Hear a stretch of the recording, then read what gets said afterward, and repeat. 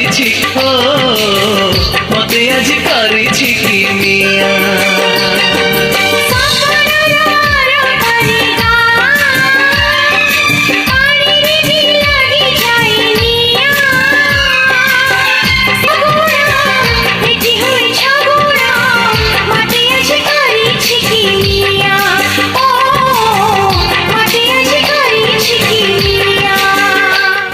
ଆମ ଅଞ୍ଚଳର ସଂସ୍କୃତି, ପ୍ରାକୃତିକ ସୌନ୍ଦର୍ଯ୍ୟ ଓ ଜୀବିକା, ଶିକ୍ଷା, ସ୍ୱାସ୍ଥ୍ୟ ଓ ସମସ୍ୟାକୁ ନେଇ ଆରମ୍ଭ କରୁଛୁ ଆମ ଗାଁ କାହାଣୀ।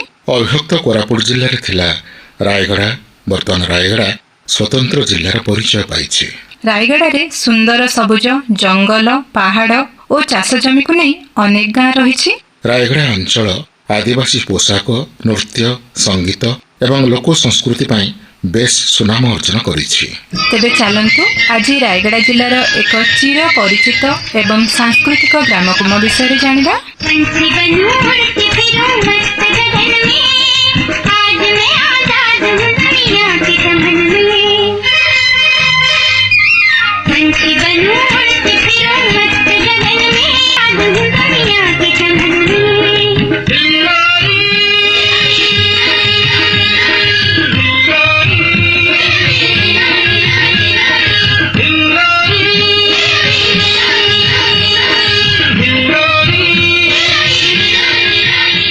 ରାୟଗଡ଼ା ଜିଲ୍ଲାରେ ପ୍ରକୃତିର ଅଦ୍ଭୁତ ସମ୍ମିଳନୀ, ପାହାଡ଼ ଏବଂ ଗୋଟିଏ ଶାନ୍ତ ଜଳପ୍ରପାତର ସହ ଶାନ୍ତ ପରିବେଶରେ ରହିଛି ମୁନିଗୁଡ଼ା ଗ୍ରାମ।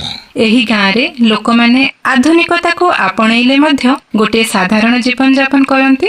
ଏଠାର ପାରମ୍ପରିକ ଚର୍ଚ୍ଚା ଏବଂ ସାଧାରଣ ଲୋକଙ୍କର ଜୀବନଶୈଳୀ ସମସ୍ତଙ୍କ ମନକୁ ଆକର୍ଷିତ କରିଥାଏ। ତେବେ ଏହି ଗାଁର ଭଲମନ୍ଦ ଓ ସୁବିଧା ଅସୁବିଧା ବିଷୟରେ ଗାଁର ଜଣେ ବୟୋଜ୍ୟେଷ୍ଠ ବ୍ୟକ୍ତି, ଅବସରପ୍ରାପ୍ତ ଉଚ୍ଚ ବିଦ୍ୟାଳୟର ହିନ୍ଦୀ ଶିକ୍ଷକ, ଜଣେ କବି ଲେଖକ, ତା ସହିତ ସେ ହେଉଛନ୍ତି ଜଣେ ରାମାୟଣ ପ୍ରଚାରକ। ସେ ଏହି ଗାଁ ବିଷୟରେ କ'ଣ କହୁଛନ୍ତି ଆସନ୍ତୁ ଜାଣିବା।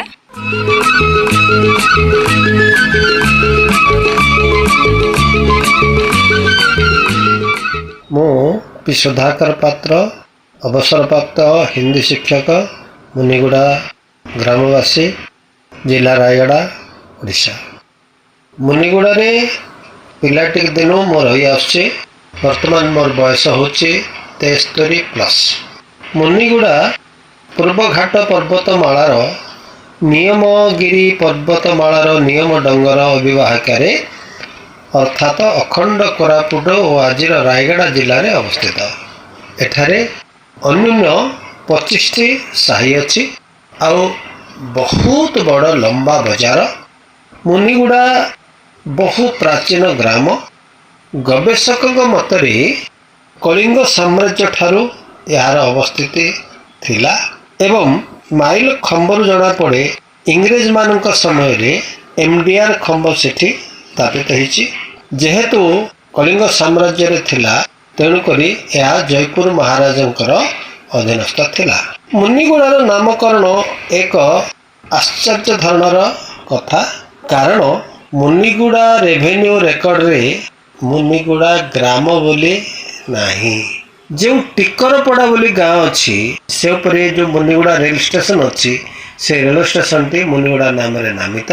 ମୁନିଗୁଡ଼ା ରେଭେନ୍ୟୁ, ମୁନିଗୁଡ଼ା ପଞ୍ଚାୟତ, ମୁନିଗୁଡ଼ା ବ୍ଲକ, ମୁନିଗୁଡ଼ା ତହସିଲ, କିନ୍ତୁ ତାହା ଟିକରପଡ଼ା ବୋଲି ଅବସ୍ଥିତ ବା ଟିକରପଡ଼ାକୁ ହିଁ ମୁନିଗୁଡ଼ା ବୋଲି କୁହାଯାଉଛି। ଏହାର ନାମକରଣର କାରଣ ବହୁତ ପ୍ରାଚୀନ ମନେ ହୁଏ, କାରଣ ଏହାର ଚତୁଃପାର୍ଶ୍ୱରେ ଯେଉଁ ଗାଁ ଗୁଡ଼ିକ ଅଛି ସେଗୁଡ଼ାକ ପୌରାଣିକ ନାମ ଉପରେ ଆଧାରିତ, ଯଥା ଗୋବର୍ଦ୍ଧନ, କମଳାବାଡ଼, ଭୈରବଗଡ଼, ଶକଟା, ମୋହନପୁର, ମୁନିଖୋଲ। ଏ ମୁନି ଶବ୍ଦରୁ ବୋଧେ ମୁନିଗୁଡ଼ା ହେଇଛି ବା ମୁନିମାନଙ୍କର ନିବାସ ସ୍ଥଳ ଥିବାରୁ ପ୍ରାଚୀନ କାଳରୁ ଏହାର ନାମ ମୁନିଗୁଡ଼ା ରହିଛି ବୋଲି ମନେ ହୁଏ। ମୁନିଗୁଡ଼ା ଗ୍ରାମର ପରିବେଶ ଅତି ଉପାଦେୟ, ସୁନ୍ଦର ଆଉ ସ୍ୱାସ୍ଥ୍ୟ ଉପଯୋଗୀ, କାରଣ ଏହାର ଦକ୍ଷିଣ ଦିଗରେ ଯେଉଁ ପର୍ବତ ରହିଛି ସେଥିରୁ ସଦାସର୍ବଦା ଶୀତଳ ପବନ ପ୍ରବାହିତ ହେଉଛି ଏବଂ ଶକଟା ଡଙ୍ଗରରୁ ଯେଉଁ ଝରଣାଟି ପ୍ରବାହିତ ହେଉଛି ତାହା ଚିରସ୍ରୋତା। ତେଣୁ ସବୁବେଳେ ଜଳର ଆବଶ୍ୟକତା ବେଶୀ ପଡ଼ିନଥାଏ ବାହାରୁ ଆଣିବାକୁ ଏବଂ ଭୂଗର୍ଭସ୍ଥ ଜଳ ମଧ୍ୟ ପାନୀୟ ଉପଯୋଗୀ। ଏଠାରେ ବହୁ ସଂଖ୍ୟକ ଆଦିବାସୀ ଏବଂ ଜନଜାତି ଲୋକ ନିବାସ କରୁଥିଲେ। ସେମାନଙ୍କର ମୁଖ୍ୟ ଜୀବିକା ଥିଲା କୃଷି, ପଶୁପାଳନ ଆଉ ଶ୍ରମ। କିନ୍ତୁ ଡଙ୍ଗରିଆ କନ୍ଧ ଯେଉଁ ଅଛନ୍ତି ପାହାଡ଼ ଉପରେ, ସେମାନଙ୍କର ଜୀବିକା ବହୁତ ଟିକେ ଭିନ୍ନ ପ୍ରକାର ଥିଲା। କାରଣ ସେଠାରେ ପ୍ରକୃତି ତାଙ୍କୁ ଧନର ଭଣ୍ଡାରରେ ଭରି ଦେଇଛନ୍ତି, ଅର୍ଥାତ୍ ସବୁ ପ୍ରକାର ଖାଦ୍ୟ ପାନୀୟ ତାଙ୍କ ପାଇଁ ଉପଲବ୍ଧ ଅଛି। ସେଠି ମାଣ୍ଡିଆ, ଧାନ, ମକା, ପଣସ, ସପୁରି ପଣସ, କମଳା, ହଳଦୀ, ଅଦା, ଜନା ଇତ୍ୟାଦି ପ୍ରଚୁର ପରିମାଣରେ ଫସଲ ହୁଏ ଏବଂ ସେଠୁ ସେମାନେ ନିଜର ଆବଶ୍ୟକତାରୁ ଯାହା ବଳିଯାଏ ସେଟା ଆଣି ଗ୍ରାମରେ ବିକ୍ରି କରନ୍ତି। ତେଣୁକରି ସେମାନଙ୍କର ଜୀବିକା ନିର୍ବାହ ଅତି ସ୍ୱଚ୍ଛଳ ନଥିଲେ ମଧ୍ୟ ଦୟନୀୟ ନୁହେଁ। ମୁନିଗୁଡ଼ାର ଭାଇଚାରା ବିଷୟରେ ଯଦି ଆଲୋଚନା କରାଯାଏ, ବର୍ତ୍ତମାନ ସମୟରେ ମୁନିଗୁଡ଼ାରେ ବହୁ ଭାଷୀ ବହୁତ ଲୋକ ଆସି ପହଞ୍ଚିଗଲେଣି। ଯେହେତୁ ରେଳ ଷ୍ଟେସନ ଅଛି ଏବଂ ରେଳ ସଂଯୋଗର ସୁବିଧା ଥିବାରୁ ଆନ୍ଧ୍ରାରୁ ଛତିଶଗଡ଼ ପର୍ଯ୍ୟନ୍ତ ବିଭିନ୍ନ ଲୋକ ଆସିକି ଏଠି ବ୍ୟବସାୟ କରିକି ଯାଉଛନ୍ତି ଏବଂ ବର୍ତ୍ତମାନ ବେଦାନ୍ତ ଆଲୁମିନା ହେବା ଠାରୁ ଏଠି ବିଭିନ୍ନ ସ୍ଥାନରୁ ଲୋକେ ଆସି ବସବାସ କରିବାକୁ ଲାଗିଛନ୍ତି।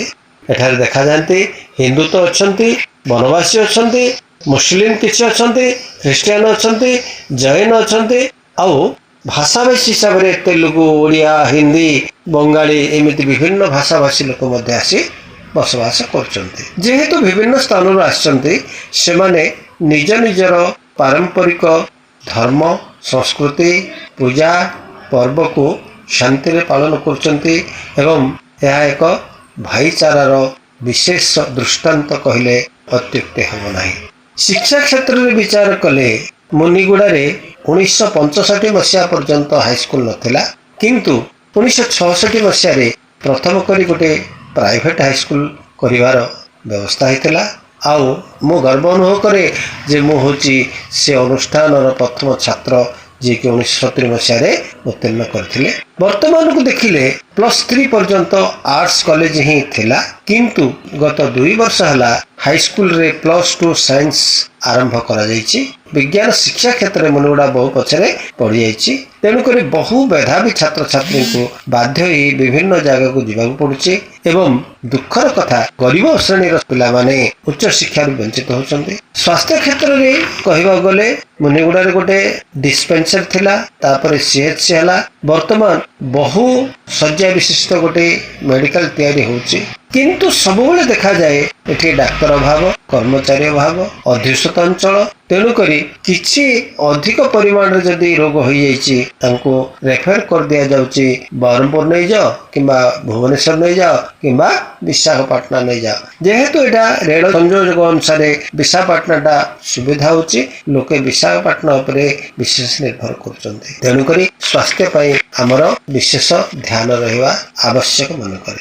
ଗମନାଗମନ ଦୃଷ୍ଟିରୁ ମୁନିଗୁଡ଼ାର ରେଳପଥ ଏକ ଉନ୍ନତ ମାନର ରେଳପଥ, ଅର୍ଥାତ୍ ବିଭିନ୍ନ ସହରକୁ ଯଥା ଦିଲ୍ଲୀ, ମୁମ୍ବାଇ, ଚେନ୍ନାଇ, ଆଲେପି, ଅହମଦାବାଦ, ବାଙ୍ଗାଲୋର, କଲିକତା, ହାଇଦ୍ରାବାଦ, ହାଟିଆ, ଟାଟା, ବିଳାସପୁର, ଏର୍ଣ୍ଣାକୁଲମ ଏଇଭଳି ଭାବେ ବହୁତ ସ୍ଥାନକୁ ରେଳ ଚଳାଚଳର ବ୍ୟବସ୍ଥା ଅଛି ଏବଂ ରେଳ ବିଭାଗ ତରଫରୁ ପ୍ଲାଟଫର୍ମକୁ ମଧ୍ୟ ଉନ୍ନତିକରଣ କରିବାରେ ଚାଲିଛନ୍ତି। 3 ଲାଇନ ବିଶିଷ୍ଟ ରେଳ ଧାରଣା ରହିଛି ଏବଂ ଷ୍ଟେସନରେ 4ଟି ପ୍ଲାଟଫର୍ମ ହେଇସାରିଲାଣି। ବର୍ତ୍ତମାନ ଷ୍ଟେସନର ଉନ୍ନତିକରଣ ବାରମ୍ବାର ଚାଲିଛି, ଭବିଷ୍ୟତରେ ଆହୁରି ଭଲ ହେବ ବୋଲି ଆଶା କରାଯାଉଛି। ସଡ଼କ ପଥ କଥା ବିଚାର କଲେ ବର୍ତ୍ତମାନ କିଛି ବର୍ଷ ହେଲା ସଡ଼କ ପଥର କିଛିଟା ଉନ୍ନତି ହେଇଛି, କିନ୍ତୁ ସେ ଉନ୍ନତିର ପରିମାଣ ସମୁଦ୍ରକୁ ସଂକେତ ଆଣି। ଯେହେତୁ ମୁନିଗୁଡ଼ା ଠାରୁ 20 କିଲୋମିଟର ଦୂରରେ କଳାହାଣ୍ଡି ଜିଲ୍ଲାର ଲାଞ୍ଜିଗଡ଼ରେ ବେଦାନ୍ତ ଆଲୁମିନା ସ୍ଥାପିତ ହୋଇଯାଇଛି, ସେଥିପାଇଁ ପ୍ରତିଦିନ ହଜାର ହଜାର ସଂଖ୍ୟକ ଗାଡ଼ି ଯିବା ଆସିବା କରୁଛି। ତା ପାଇଁ ରାସ୍ତା ଏତେଟା ଉପଯୋଗୀ ହେଇପାରୁନି, ଆହୁରି ପ୍ରଶସ୍ତିକରଣ ଦରକାର। ଏବଂ ସବୁଠାରୁ ଦୟନୀୟ ଅବସ୍ଥା ହେଉଛି ମୁନିଗୁଡ଼ାର ପୂର୍ବ ପଟେ 2ଟା फाटक एवं पश्चिम पटे गोटे फाटक रही मात्र पूर्व पटे 3 किलोमीटर भितर पश्चिम पटे 2 किलोमीटर भितर ये 5 किलोमीटर भितर जेहेतु 3टी फाटक रही तेणुक प्रत्येक समय प्रति अध घंटा थरे शह शह गाड़ी धाड़ी होकर रास्ता पर रही जाऊे तेणुक यार विकल्पीकरण कर आवश्यकता अच्छी इधर ओवरब्रिज किंबा रास्ता को चौड़ा करी अन्य रास्ता देके जेमिति फाटक लागबनी तार व्यवस्था करने को पड़ो।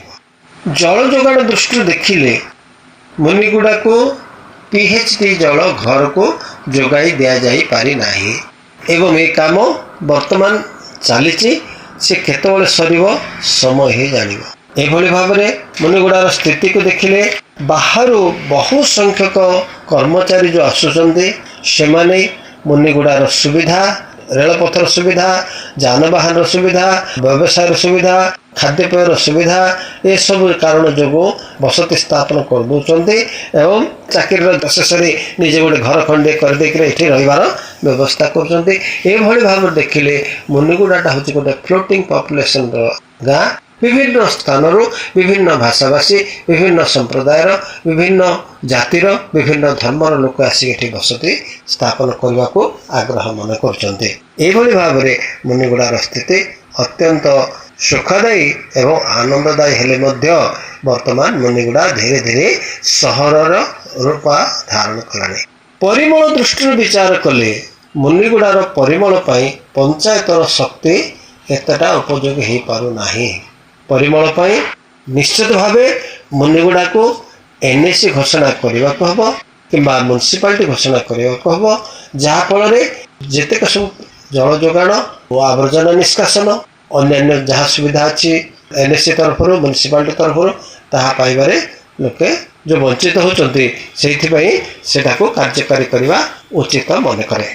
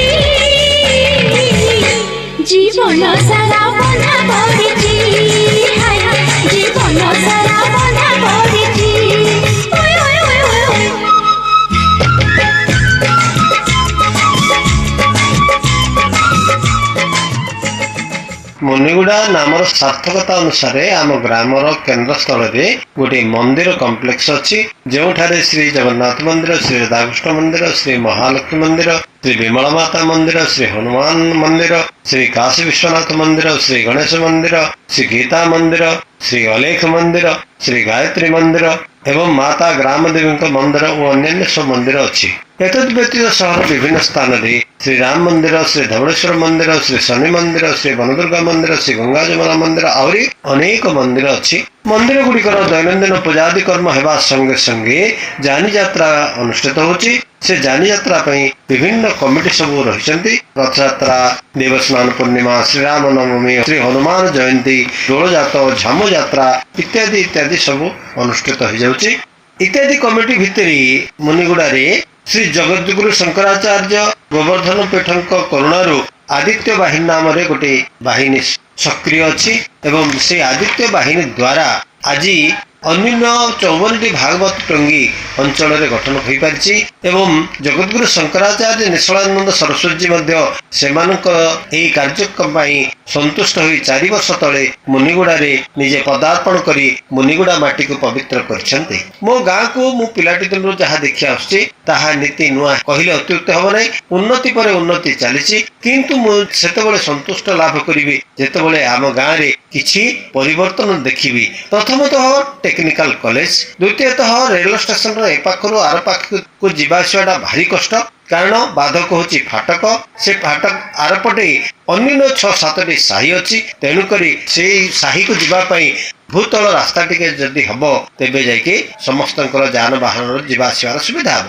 ଜନରସ ଅନୁସାରେ ଉନ୍ନତ ମାନର ସ୍ୱାସ୍ଥ୍ୟ ପାଇଁ ଜଣେ ସବ୍ ଡିଭିଜନ ମେଡିସିନ ସ୍ପେଶାଲିଷ୍ଟ, ଜଣେ ହୃଦ ବିଶେଷଜ୍ଞ ଓ ଜଣେ ହସ୍ତଶଲ୍ୟ ବିଶେଷଜ୍ଞଙ୍କର ଆବଶ୍ୟକତା ରହିଛି। ସୁନ୍ଦର ଗ୍ରାମ ଓ ସହର ପାଇଁ ପରିମଳର ଆବଶ୍ୟକତା ରହିଛି।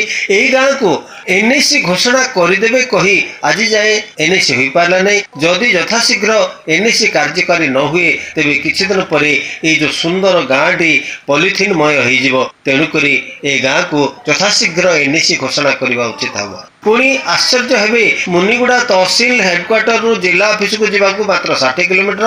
ଯାନବାହନର ସୁବିଧା ଅଛି, ସରକାରୀ ବସ୍ ଅଛି, ରେଳ ସୁବିଧା ଅଛି। କିନ୍ତୁ ସବ୍ ଡିଭିଜନ ହେଉଛି ଗୁଣପୁର। ସେଠାକୁ ଯିବାକୁ ହେଲେ 100 କିଲୋମିଟର ଦୂରତା। ସେଠାକୁ କୌଣସି ରେଳ ଯୋଗାଯୋଗ ନାହିଁ, ସରକାରୀ ବସ୍ର ମଧ୍ୟ ବ୍ୟବସ୍ଥା ନାହିଁ, ପ୍ରାଇଭେଟ ବସ୍ ଉପରେ ନିର୍ଭର କରିବାକୁ ପଡ଼ୁଛି। ତେଣୁକରି ଯଦି ଭବିଷ୍ୟତରେ ମୁନିଗୁଡ଼ାର ଅଞ୍ଚଳର ଲୋକମାନଙ୍କର, ଅଧିବାସୀମାନଙ୍କର ସୁବିଧାକୁ ଲକ୍ଷ୍ୟ କରାଯାଏ ତେବେ ମୁନିଗୁଡ଼ାକୁ ସବ୍ ଡିଭିଜନ ଘୋଷଣା କଲେ ବହୁତ ଭଲ ହୁଅନ୍ତା। ମୁନିଗୁଡ଼ା ଏକ ପର୍ଯ୍ୟଟନ ସ୍ଥଳୀ। ଏହାର ଚତୁଃପାର୍ଶ୍ୱରେ ବିଭିନ୍ନ ପ୍ରାକୃତିକ ଦର୍ଶନୀୟ ସ୍ଥାନ ସବୁ ଅଛି। ଏହି ପ୍ରାକୃତିକ ସ୍ଥାନ ଗୁଡ଼ିକ ମଧ୍ୟରେ କୁମୁଣ୍ଡାବାଇଲର ତ୍ରିବେଣୀ ସଙ୍ଗମ ଓ ଶିବ ମନ୍ଦିର, ମିନାଝଲାର ଶିବ ମନ୍ଦିର, ଚାଟିଗଡ଼ ବିଷମକୋଟ ରେଳ ଷ୍ଟେସନ ନିକଟସ୍ଥ ଗଦଗଦା ଜଳପ୍ରପାତ, ଶିବ ମନ୍ଦିର, ହନୁମାନ ମନ୍ଦିର, ସକଟା ଜଳପ୍ରପାତ, ତା ନିକଟରେ ଥିବା ଡଙ୍ଗରିଆ ଅଧିବାସୀ ମାନଙ୍କର ପ୍ରାକୃତିକ ସୌନ୍ଦର୍ଯ୍ୟ ଭରା ଗାଁ, ଏସବୁକୁ ଉପଭୋଗ କରିବା ପାଇଁ ପର୍ଯ୍ୟଟନ ସୁବିଧା ଆବଶ୍ୟକ। ମୋର ଶେଷ ସ୍ୱପ୍ନ, ଏ ଅଞ୍ଚଳର ସମସ୍ତ ଆଦିମ ଅଧିବାସୀ ମାନଙ୍କର କୃଷି ପାଇଁ ଜଳସେଚନର ସୁବ୍ୟବସ୍ଥା ହେବା ଦରକାର ଏବଂ ପଶୁପାଳନର ବ୍ୟବସ୍ଥା ହେବା ଦରକାର। ସଙ୍ଗେ ସଙ୍ଗେ ଗୋଟିଏ ଶୀତଳ ଭଣ୍ଡାରର ଆବଶ୍ୟକତା ରହିଛି। ଯଦି ଏଗୁଡ଼ିକ ସମ୍ପନ୍ନ ହୁଏ ତେବେ ମୁଁ ବହୁତ ଖୁସି ହେବି, ମୁଁ ଧନ୍ୟ ମନେ କରିବି।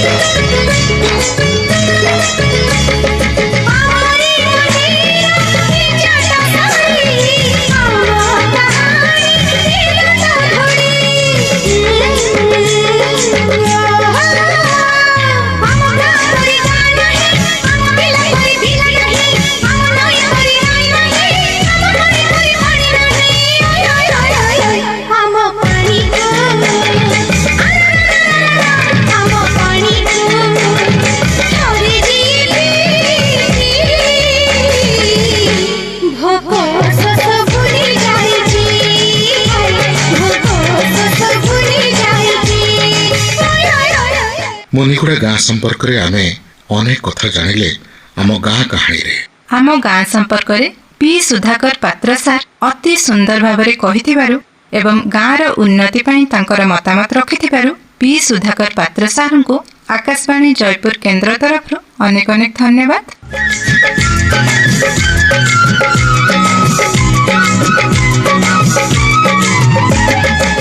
ବର୍ତ୍ତମାନ ଆରମ୍ଭ କରିବା ଆଜିର ବିଶେଷ ପ୍ରସଙ୍ଗ। ଆଜିର ବିଶେଷ ପ୍ରସଙ୍ଗରେ ରହିଛି ନନ୍ଦପୁରର ଗଣେଶ ମନ୍ଦିର। ଆମ କୋରାପୁଟ ଜିଲ୍ଲାରେ ରହିଛି ଅନେକ ଐତିହାସିକ ଏବଂ ସୁନ୍ଦର ସ୍ଥାନ। ସେଥିମଧ୍ୟରୁ ପ୍ରାକୃତିକ ସୌନ୍ଦର୍ଯ୍ୟ, ପୁରାତନ ଇତିହାସ, ଧାର୍ମିକ ପରମ୍ପରା ଓ ସାଂସ୍କୃତିକ ଐତିହ୍ୟ ପାଇଁ ପ୍ରସିଦ୍ଧ ହେଉଛି ନନ୍ଦପୁର। ପୁରାତନ ସମୟରେ ଏକ ରାଜଧାନୀ ଭାବରେ ପରିଚିତ ଥିଲା। ନନ୍ଦପୁରରେ ରହିଛି ଅନେକ ପୁରାତନ ମନ୍ଦିର। ସେଥିମଧ୍ୟରୁ ଏହି ଗାଁର ଏକ ମୁଖ୍ୟ ଆକର୍ଷଣ ହେଉଛି ଗଣେଶ ମନ୍ଦିର। ଏହି ମନ୍ଦିରଟି ଧାର୍ମିକ ମହତ୍ତ୍ୱ ସହିତ ଐତିହାସିକ ମୂଲ୍ୟ ରଖେ। ସ୍ଥାନୀୟ ଲୋକମାନଙ୍କର ମତ ଅନୁସାରେ ଏହି ମନ୍ଦିରର ଅନେକ କିମ୍ବଦନ୍ତୀ ରହିଛି। ତେବେ ଚାଲନ୍ତୁ ନନ୍ଦପୁରର ଗଣେଶ ମନ୍ଦିର ବିଷୟରେ ଶୁଣିବା।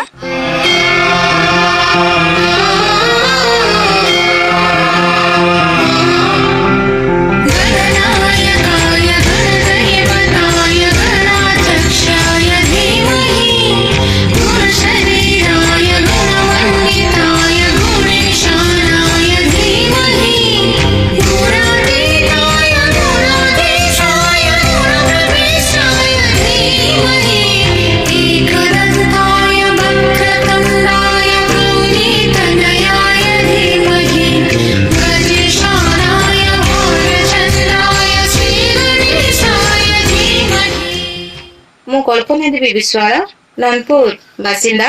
ମୁଁ ନନ୍ଦପୁରରେ ପ୍ରାୟ ତ 45 ବର୍ଷ ହେଲାଣି ଅଛି। ମୋର ଜନ୍ମସ୍ଥାନ ବି ଏଇଠି, ଆଉ ମୋର ଶାଶୁଘର ମଧ୍ୟ ଏଇ ନନ୍ଦପୁରରେ ହିଁ ଅଛି। ଏଇ ଆମର ନନ୍ଦପୁର ହଉଛି କୋରାପୁଟ ଜିଲ୍ଲାର ଆନ୍ଧ୍ର ସୀମାନ୍ତବର୍ତ୍ତୀ ଏକ ଐତିହାସିକ ଶ୍ରେଷ୍ଠ ସ୍ଥାନ। ଏହି ପୁରାତନ ଗଡଜାତ ରାଜଧାନୀର ପ୍ରତ୍ୟେକ ଅନୁକୂଳର ଗଛପତ୍ର ଠାରୁ ଆରମ୍ଭ କରି ପଥର, ନଦୀ, ନାଳ, ଗୋଟିଏ ଗୋଟିଏ ଇତିହାସ କହିଲେ ଅତ୍ୟୁକ୍ତି ହବ ନାହିଁ।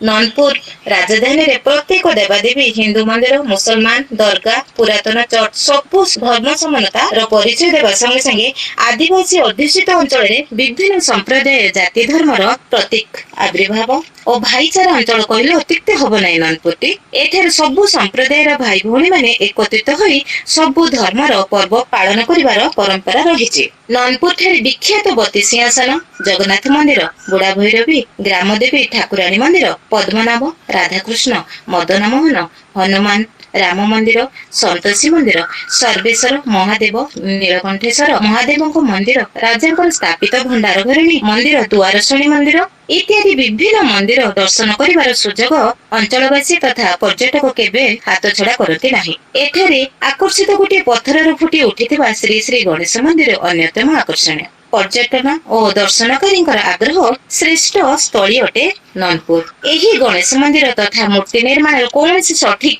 ଐତିହାସିକ ତଥ୍ୟ ସ୍ପଷ୍ଟ ନଥିଲେ ମଧ୍ୟ ଲୋକକଥା ତଥା କିମ୍ବଦନ୍ତୀରୁ ଶୁଣିବାକୁ ମିଳେ ଯେ ପୁରୀରୁ ଗଜପତି ପୁରୁଷୋତ୍ତମ ଦେବ କାଞ୍ଚି ଅଭିଯାନ କରି ଫେରିବା ବେଳେ ଏଠାରେ କିଛି ଦିନ ବିଶ୍ରାମ ନେଇ ବଣ ଜଙ୍ଗଲ ଚିରସ୍ରୋତା ଗଙ୍ଗେଶଣୀ ନଦୀର ନିର୍ମଳ କୁଳୁକୁଳର ଆନନ୍ଦ ନେଇଥିଲେ। ତାଙ୍କର ସହ ଥିବା କୁଶଳୀ ପଥର ମିସ୍ତ୍ରୀ, ବଣ ଜଙ୍ଗଲ ଓ ପରିବେଷ୍ଟିତ ନଦୀ ପାର୍ଶ୍ୱରେ ଆଚମ୍ବିତ ଏକ ଠିଆ ପଥର ପ୍ରାୟ 8 ଫୁଟ ଉଚ୍ଚ, 4 ଫୁଟ ଓସାର ଦେଖି ପଥର ଉପରେ ନିଜର କଳା ନିପୁଣତାକୁ ପରିପ୍ରକାଶ କରିବା ପାଇଁ କୁଣ୍ଠାବୋଧ ନ କରି ନିଜର ନିପୁଣ ଶୈଳୀରେ ଏକ ଗଣେଶ ମୂର୍ତ୍ତି ସୃଷ୍ଟି କଲେ, ଯାହାଙ୍କ ମୂର୍ତ୍ତିର ମୁଖ ଆଗ୍ନେୟ କୋଣରେ ନିର୍ମାଣ କରି ଏକ ଚତୁର୍ଦ୍ଧା ଗଣେଶ ନିର୍ମାଣ ହେଲା। ହାତରେ ଫାସ, ଅଙ୍କୁଶ, ଅତି ପ୍ରିୟ ଠାକୁରଙ୍କର ଲଡୁ, ଗୋଟିଏ ହାତ ଆଶୀର୍ବାଦ ମୁଦ୍ରାରେ ନିର୍ମାଣ କରି ନିଜର ଗନ୍ତବ୍ୟ ସ୍ଥାନକୁ ଚାଲିଗଲେ। କାଳକ୍ରମେ ବଣ ଜଙ୍ଗଲ ମଝିରେ ଏହି ମୂର୍ତ୍ତି ଦୀର୍ଘ ଦିନ ଅପଲୁପ୍ତ ହୋଇ ଦଣ୍ଡାୟମାନ ରହିବା ପରେ ପର୍ବତ ପାହାଡର ମାଟି ଧସି ଆସି ଏହା ପୋତି ହୋଇ ମାଟି ଗର୍ଭରେ ଅଦୃଶ୍ୟ ହୋଇ ରହି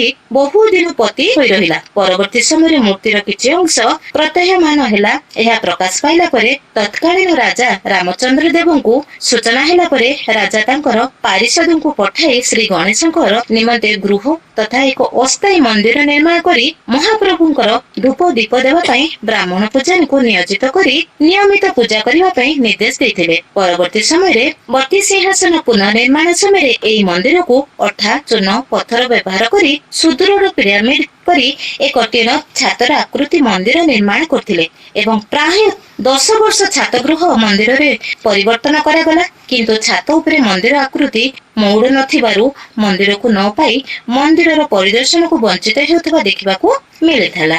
ଅନ୍ୟପକ୍ଷରେ କିଛି ଲୋକଙ୍କର କଥା ଅନୁଯାୟୀ ଶ୍ରୀ ଗଣେଶଙ୍କର ମୁଖ ଆଗ୍ନେୟ କୋଣରେ ଥିବାରୁ ଏହାକୁ ତନ୍ତ୍ର ସାଧନା ନିମନ୍ତେ କେତେକ ତାନ୍ତ୍ରିକ ଏହି ଏକାନ୍ତ ନିରଳ ସ୍ଥାନରେ ଗଣେଶ ମୂର୍ତ୍ତି ନିର୍ମାଣ କରି ତନ୍ତ୍ର ସାଧନାରେ ସିଦ୍ଧି ଲାଭ ନିମନ୍ତେ ଅଗ୍ରପୂଜ୍ୟ ଗଣେଶକୁ ଆରାଧନାରେ ନିୟୋଜିତ ହେବା ଏହା ମଧ୍ୟ ଶୁଣିବାକୁ ମିଳିଛି।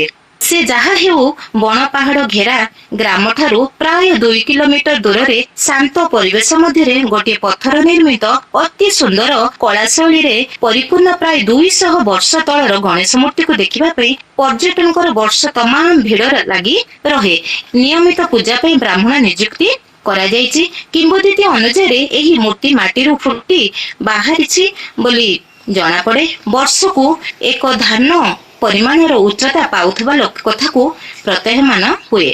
ଏହା ଦେଖି ଲାଗିଲା ପରେ ପର୍ଯ୍ୟଟନ ମାନେ ଏତେ ଉଚ୍ଚତମ ଓ ଆକର୍ଷଣୀୟ ପଥର ମୂର୍ତ୍ତି ଅନ୍ୟ କେଉଁଠାରେ ଦେଖିବାକୁ ମିଳେ ନାହିଁ। ଗଣେଶ ଚତୁର୍ଥୀ ଦିନ ନିକଟବର୍ତ୍ତୀ ଗ୍ରାମବାସୀଙ୍କ ସହଯୋଗରେ ଅତି ସମାରୋହରେ ପୂଜା ଅର୍ଚ୍ଚନା କରାଯାଏ। ଏହି ପରିବେଶରେ ଗଣେଶ ମନ୍ଦିର ପର୍ଯ୍ୟନ୍ତ ଏକ ସୁନ୍ଦର ରାସ୍ତାଟିଏ ଆଉ ଗଣେଶ ମୂର୍ତ୍ତି ସୁନ୍ଦର ଭାବରେ ପରିବେଷ୍ଟିତ ହୋଇ ରଖାଯାଇଛି। ଆଉ ସମସ୍ତଙ୍କର ପର୍ଯ୍ୟଟନ ମାନଙ୍କର ବା ଗ୍ରାମବାସୀଙ୍କର ଏକ ଆକର୍ଷଣୀୟ ହିନ୍ଦୁ ସମାଜର ଅଗ୍ରପୂଜ୍ୟ ଶ୍ରୀ ଗଣେଶଙ୍କ ପୂଜା ବିଧି ପ୍ରତ୍ୟହ ବ୍ୟବସ୍ଥା କରିବା ପାଇଁ ପର୍ଯ୍ୟଟନ ବିଭାଗ ବା ଗ୍ରାମବାସୀ ସୁନ୍ଦର ଭାବରେ ପରିବେଷଣ କରି ରଖିଛନ୍ତି।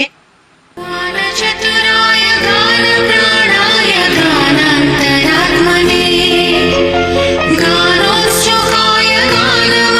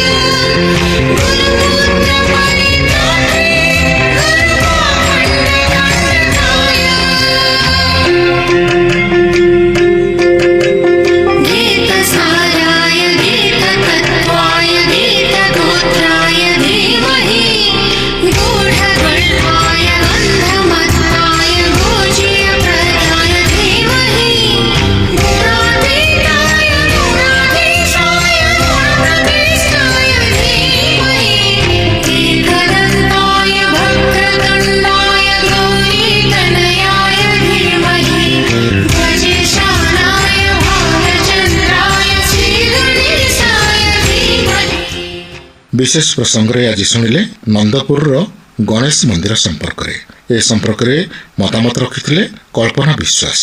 तेबे कल्पना भौणी को आकाशवाणी जयपुर केन्द्र तरफ अनेक अनेक धन्यवाद जनाउछु। ग्रन्थगीताय ग्रन्थगेयाय ग्रन्थान्तरात्मने गीतलीलाय गीताश्रयाय गीतवाद्यपटवे गेयचरिताय गायकवराय गन्धर्वप्रियकृते गायकाधिरविग्रहाय गङ्गाजलप्रणयवते गौरीस्कन्धराय गौरीहृदयनन्दनाय गौरभानुसुताय गौरीगणेशाय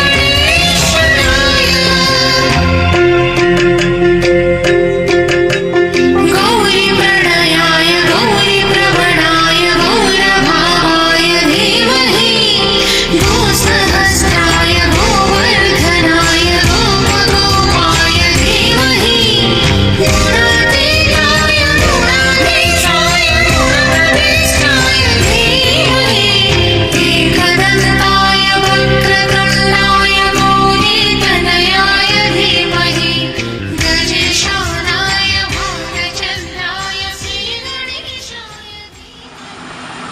तेबे आपनक गाँर किसी कथा किसी किंवदंती किसी घटना विषय आम आकाशवाणी माध्यम जणावाक जदि चाहूछंती ताहले आपण आम सह जोगाजोग करि पारंती। आमको जोगाजोग करिबा पई आमर मोबाइल नंबर टी हला 9438268568। तेबे आज मल्लार कार्यक्रम विदाय नौछु आमे दुहे मो रंजन मो धरित्री नमस्कार।